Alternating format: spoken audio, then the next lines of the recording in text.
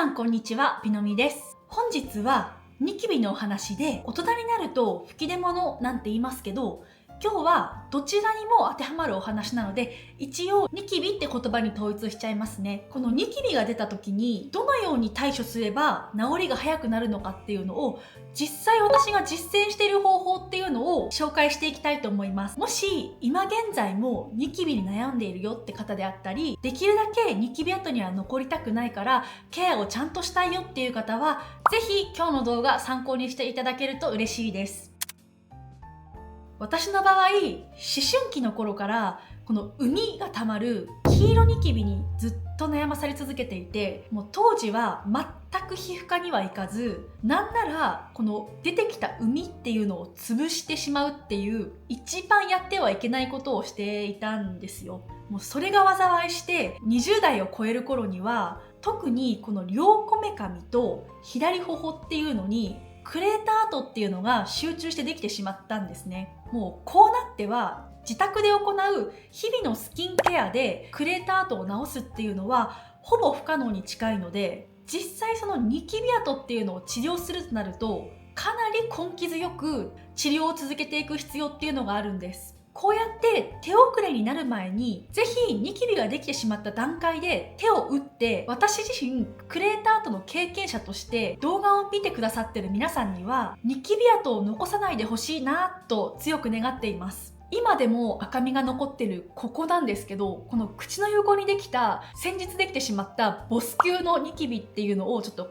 経緯っていうのを説明させてください。今回できてしまったニキビっていうのがもう赤くなってきた段階でかなり熱を持ってて痛みを感じていたので、これはもう産んで大きくなるなっていうのがすぐ分かったので、その段階ですぐに皮膚科を受診して圧出って言って産み抜きをする治療と、あと抗生物質っていうのをもらって治療を始めたんですよ。それでも全然良くなるどころか、産みっていうのがさらに溜まってきてしまったので、その翌週もまた皮膚科に行って産み抜きっていうのをしてもらったんですね。この2回目の受診の際は様子を見ましょうっていうことで、抗生物質っていうのは処方してもらえませんでした。その様子見自体が良くなかったのか、そこから膿が溜まっては潰れてまた溜まってっていうのをずっと繰り返して、結局この状態っていうのが2ヶ月続いてしまったんです。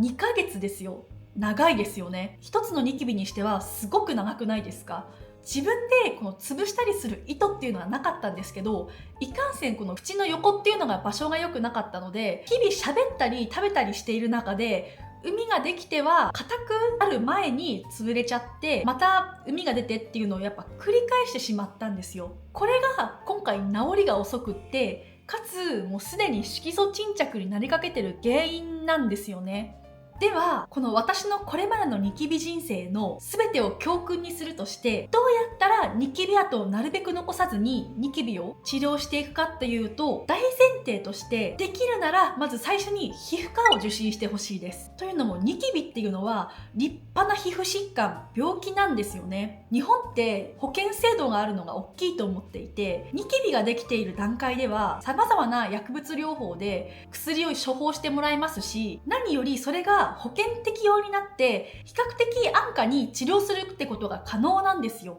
というのも、すでにこのニキビが悪化してニキビ跡になった状態になってしまってはもう手遅れで、このニキビ跡に対する治療っていうのは保険適用にはならず、保険対象外になることがほとんどで、高額な治療費を払って治すことになりかねないんですよ。だからこそ最初のニキビやこの吹き出物、これらができた段階で手を打って治すのが体への負担にも、そしてお財布の負担にも負担が少ないんではないでしょうか。私もそうだったんですけど、特にこの膿が出てしまう黄色ニキビに関しては、まずは一番後を残さない方法として皮膚科で圧出ですね、膿を抜いてもらう治療をして、そして抗生物質を処方してもらうのが成功法であると思っています。実際私もその方法でこの口以外の場所にできた黄色ニキビっていうのは治りが早かった時が多かったです。白ニキビや赤ニキビでも炎症を最初の段階で抑えることができれば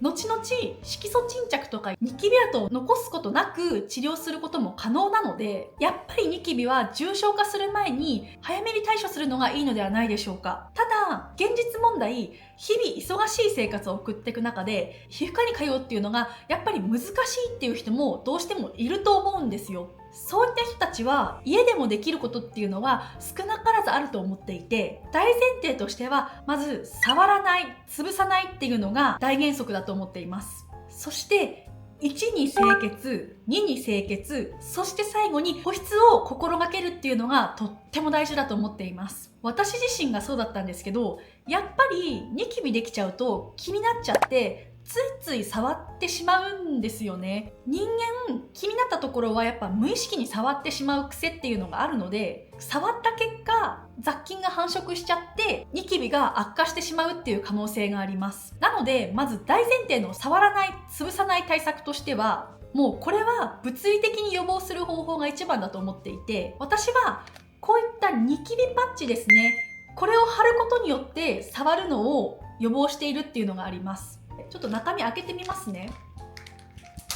こうやって袋に入って清潔な状態保たれてるんですけど、分かりますかね？丸いやつありますよね。で、これを貼ることによって雑菌の繁殖を防ぐ用途っていうのが大きいので、なるべくこれ貼った時に目立たないものを選んだりするっていうのもいいかもしれません。私個人的にはサムバイミーのこのニキビパッチ自体ですね、このブランドの製品、他の製品使ったりしていて結構好きなので、このブランドのパッチっていうのを使っています。そしてニキビの炎症が収まってきた後は、この色素沈着とかクレーター跡をなるべく残さずに終えるっていうのが鍵になってくると思うんですけど、これはもう保湿と紫外線対策っていうのが鍵だと思っていて、これを制するものがニキビ跡を残さなく終える勝者だと個人的には思っています。ただニキビが繰り返しできている状態で問題なのが、日焼け止めをつけると余計ニキビが悪化するなんて経験ありませんか？これ結構あるあるで、私も実際繰り返しニキビができていた時代っていうのが、ニキビのところに日焼け止めを塗ってさらに悪化してしまうっていうのを繰り返していた経験があります。ぜひ日焼け止めを選ぶ際にノンコメドジェニックのテスト済みっていうものを使用していただきたいなと思ってるんです。このノンコメドジェニックのテストっていうのはどういうものなのかと言いますと、ニキビって最初に元となるコメドっていうものがあるんですけど、そのコメド自体ができにくくなっている成分を使っているのがノンコメドジェニックテストをクリアした日焼け止めっていうことになっているんです。できたらこういった観点からも日々の日焼け止めをぜひ選んでいただきたいなと思います。あとは保湿で炎症が収まった後はなるべく患部を乾かさないように、傷とかと一緒でやっぱり湿っている方が皮膚の再生っていうのは早くなりますので、このワセリンとか塗ってなるべく皮膚を乾燥させないように保湿することが大事だと思っています。そうすることで私も実際治りっていうのが早くなるっていうのを実感しているので、ぜひ試していただきたいです。